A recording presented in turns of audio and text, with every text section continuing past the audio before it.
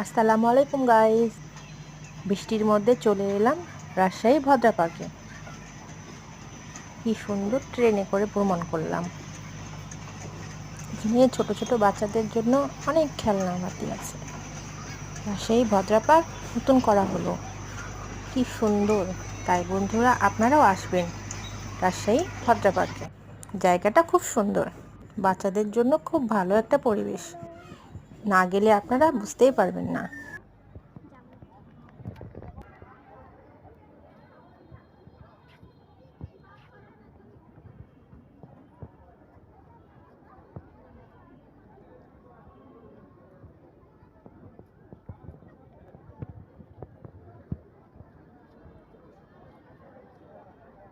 পিছে ফেলছে, সামনে ঠেলা বাঁধবে।